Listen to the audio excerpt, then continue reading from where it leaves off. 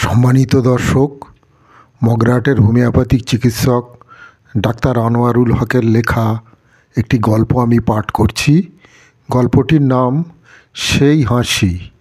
কলকাতার একটি ছোট্ট ফুটওভার ব্রিজে সন্ধ্যা নেমেছে। ঝলমলে আলোয় মিশে গেছে জনমানুষের কোলাহল।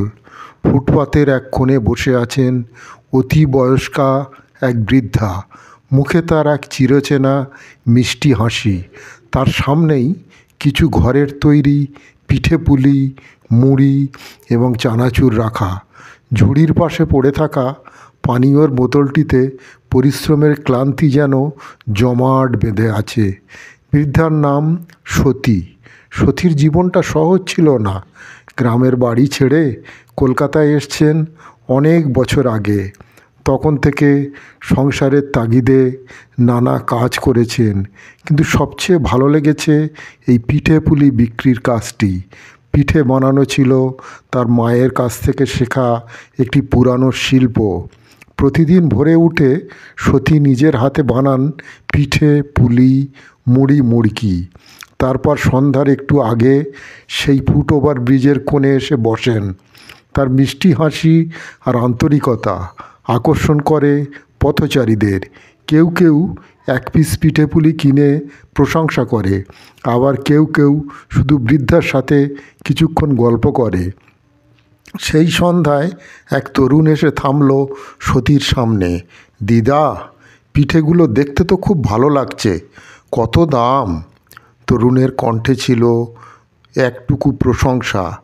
সতী মিষ্টি হেসে বললেন, এটা 1 টাকা, এটা 2 টাকা, আর সব থেকে মিষ্টি পিঠেটা 5 টাকা দাম।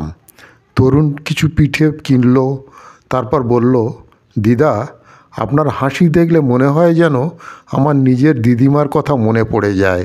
আপনি এত সুন্দর করে হাসেন কেমন করে? সতী একটু হেসে বললেন, হাসি হচ্ছে জীবনের সেরা ওষুধ। কষ্ট যতই থাকুক, হাসলে সব ঠিক হয়ে যায়। সেই তরুণ মুগ্ধ হয়ে দাঁড়িয়েছিল। সে বুঝল এই মিষ্টি হাসির পেছনে আছে জীবনের অসংখ্য কষ্টের গল্প। কিন্তু সতী কখনো হার মানেননি। জীবনের সব প্রতিকূলতাকে জয় করে তার মুখে এখনও ফুটে ওঠে সেই মিষ্টি হাসি। সন্ধ্যার নরম আলোয় ফুটওভার ব্রিজের সেই ছোট্ট কোণে সতীর সেই হাসি যেন এক জীবন্ত দৃষ্টান্ত হয়ে থাকে। পথ চলতে চলতে হাজারো মানুষের মনে একটাই প্রশ্ন জাগে, কিভাবে এত কষ্টের মধ্যেও একজন মানুষ এমন হাসতে পারে? কিন্তু সতীর জন্য সে হাসি ছিল তার জীবনের চিরন্তন শক্তি।